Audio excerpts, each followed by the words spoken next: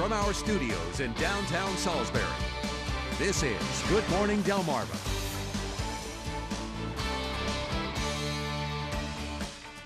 Good morning, Delmarva. 5 a.m. I'm Lenita Wesson. And I'm Daniel Johnson. Today is Tuesday, July 26th. Thank you for joining us. All right, coming up in this half hour, yesterday a local FAA chapter detailed what they believe is one of the biggest problems facing the ag community. More in a bit, but first, happy Tuesday. Happy Tuesday.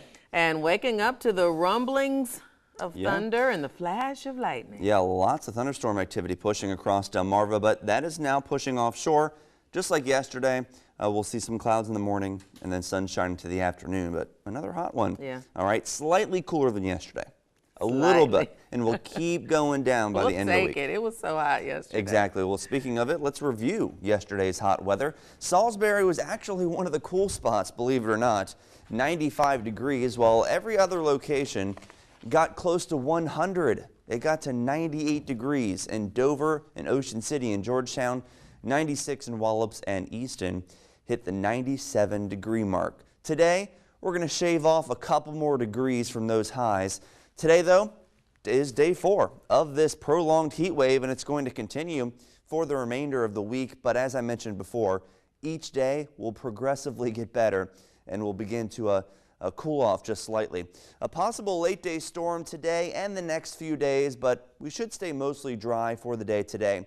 And there is actually some relief from the heat, especially as we head into the upcoming weekend. More on that coming up, but a live look at temperatures. 72 in Cambridge, 75 in Easton, 76 in Salisbury.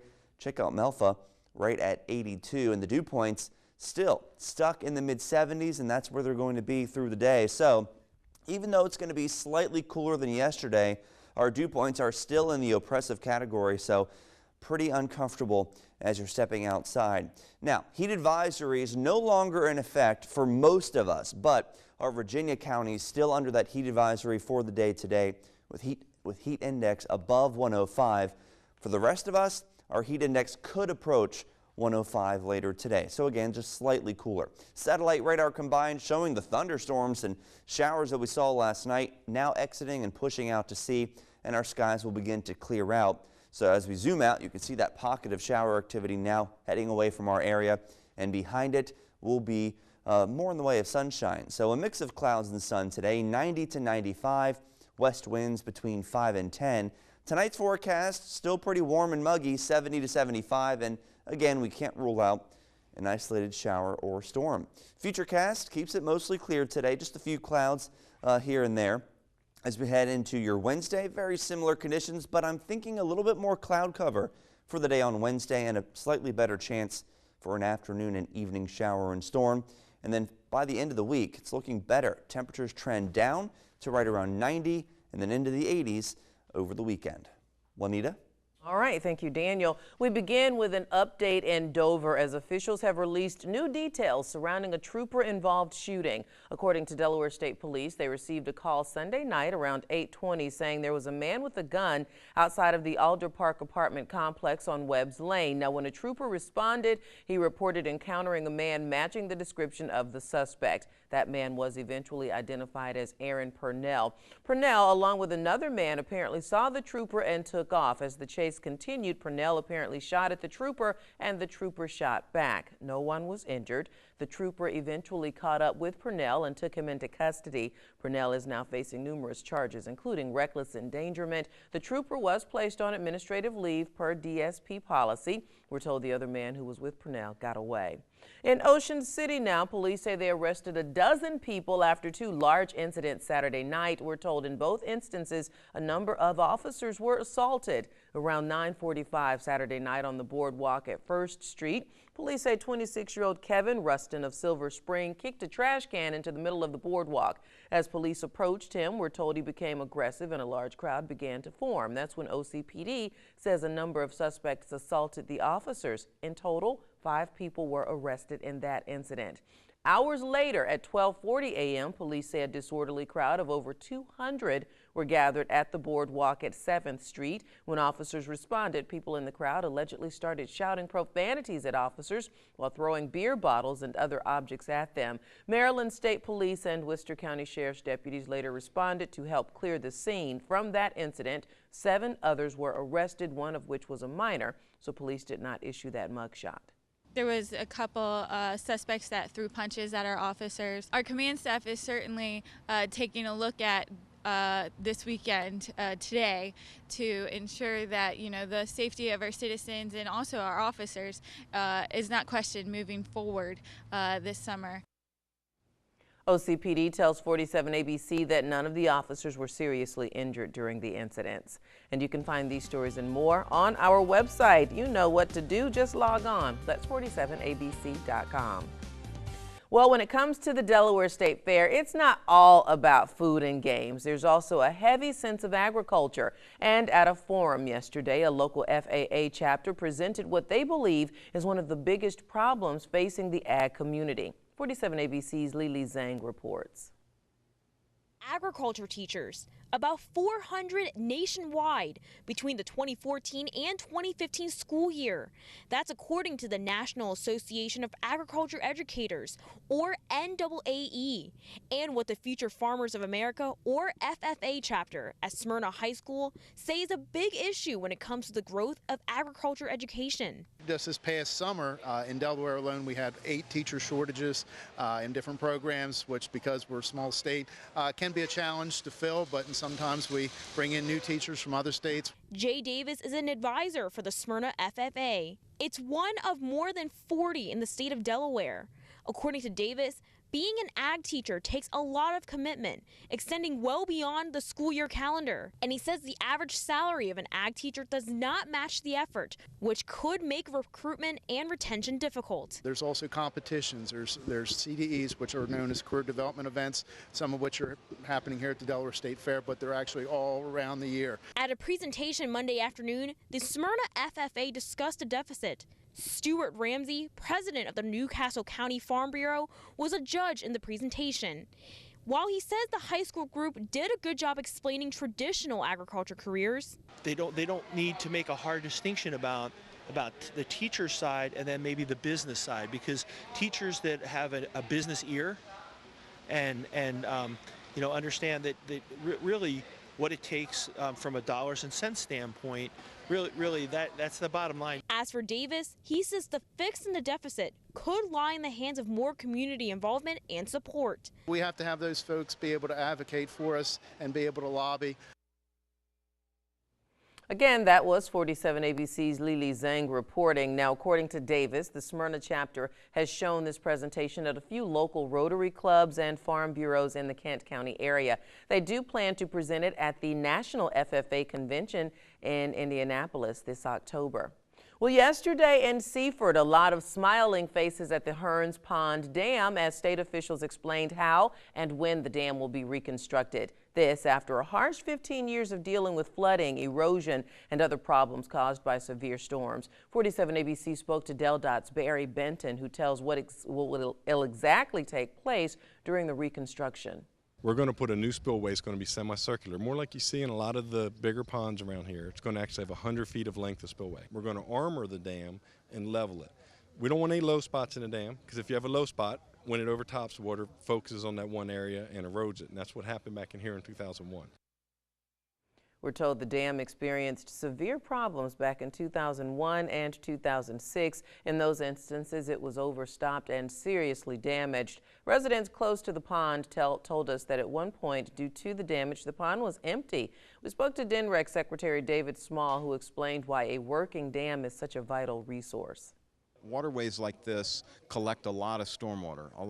There are conveyance systems that drop stormwater runoff into these areas. We have feeder streams that come into these ponds and lakes, and so they can swell. So the dam is one of the state's top priorities given the risks it poses to downstream communities and infrastructure. The project is expected to wrap up next May and will cost the state about $4.2 million. Well, coming up, Florida residents trying to put the pieces back together following another nightclub shooting, this one involving teens. We have the latest. And putting forth a united front, we recap the first night of the Democratic Convention. Your national headlines up next. You're watching Good Morning Delmarva. The spike in violence in Dover continued last night as a shooting in the Beechwood community has left the Delaware State Police on the hunt for a suspect. We go live to 47 ABC's Julian Sador, who's been covering this crime since late last night. Julian, what do we know? Well, Lanita, as of right now, the investigation still remains in its early stages. What we do know is that Delaware State Police responded to this neighborhood shortly after 8:30 last night and found a 27-year-old male victim with a gunshot wound to his lower torso. The victim was transported to a hospital, but his status is still unknown. Currently, police say they are investigating this crime, but as of now, no suspects have been named. Now, Lanita, I was able to speak to some neighbors early this morning who say that this neighborhood is relatively quiet. And despite this most recent shooting, they still feel safe. I also spoke to Sergeant Bratz of the Delaware State Police right before I came on, who tells me that this investigation is still open and still being investigated. Reporting live in Dover, Julian Sador, 47 ABC. All right, Daniel, this is always such a fun interview. The world-famous Harlem Globetrotters are coming to Salisbury next week, and to give us a special preview and tell us what you can expect, I'm joined by Handles Franklin. Good morning. Welcome. Good morning to you. So, who doesn't love the Harlem Globetrotters? Tell us about the show. I mean, it's new every time. What does a lot go into getting it ready for all of the people who love it? Oh yeah, well this is our 90th year, so Okay. This is very big for us. 90 years and still going, so you'll see all kinds of things. You'll see high-flying slam dunks, great ball handling, great comedy, but most importantly, a lot of smiles and memories that'll last a lifetime. That is so true. I remember growing up in Pensacola, Florida, and going each year to the Civic Center to see the show. Now, it's going to be next week. Yes, on Tuesday. It'll be a Tuesday show, and we hope everyone can come out and have a great time. We love to interact with the fans, and as a matter of fact, we sign autographs for about 30 minutes after every single game. Oh, fun. I think we actually have some video of a little bit, give you a taste of what could actually happen. We see some of the high flying there, and oh yeah, you see a lot of fun and a lot of dunking. and who doesn't know that theme song, Sweet Georgia Brown? It's popular because of the Globetrotters. It's a good time. Oh yeah. All right, I mean, I do. I seriously get excited, and you've been doing this for a while yourself. Yes, I've been on the team for 9 years, but I never wanted to do anything else. I saw the Harlem Globetrotters on Scooby-Doo when I was 6, and I knew I either wanted to solve mysteries or play for the Globetrotters. And look at you. Yeah, that's why it's important to tell kids that their dreams are attainable with hard work and doing the right things. Thank you, Mr. Handles Franklin. Now, come on, let me see. You ready? The magic is happening. Are you ready? I'm ready. I'm ready. Oh, yeah. Look at me. Let it go. Ah! Uh-oh. That's the Handles part of Handles Franklin right there. Thank you for being with us this morning and sharing. It's going to be a great show next week, the 23rd at the Civic Center, 7 p.m., and they're signing autographs after the show, so come on out and see them. Your Tech Bites are next. Stay with us. Do it again.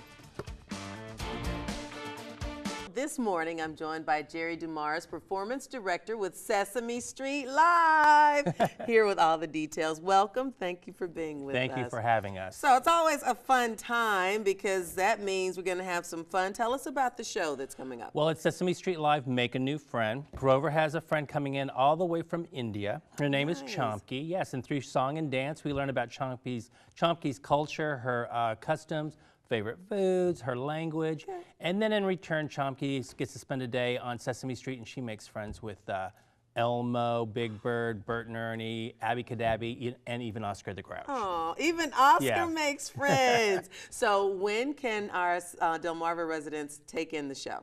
Well, we actually open tonight with a 6:30 performance, and then we have a 10:30 performance tomorrow morning. Okay. Plenty of tickets at the box office. I believe tickets start at $15. Okay, awesome. And now it's always a special treat when you guys are here because they do a little song and dance for us. Get us in the mood for Sesame Street Live. So we're going to toss it over to you guys. Hit it, Elmo.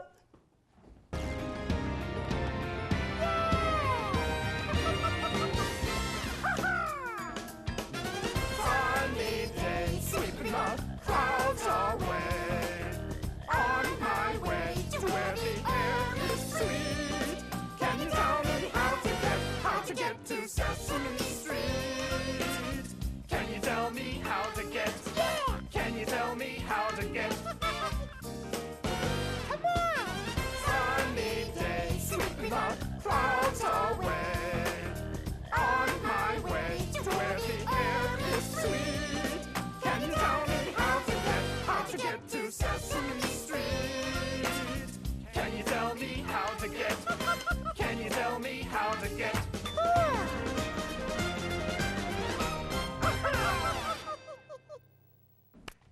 Nice, nice, nice. I don't know, I think you get the short end of the stick on this. Oh, I have a great time traveling around the country with them. That's awesome, and you'll just see more of that and the friends, like you say, we meet a new friend from India. So check them out. Go to SesameStreetLive.com for more information, tickets, and the show is going to be at the Civic Center. At the Civic Center tonight with the 6:30 performance. All right, thank you so much Thank for you for joining having us us this morning. Thanks, guys. All right, stay tuned. More news and weather straight ahead.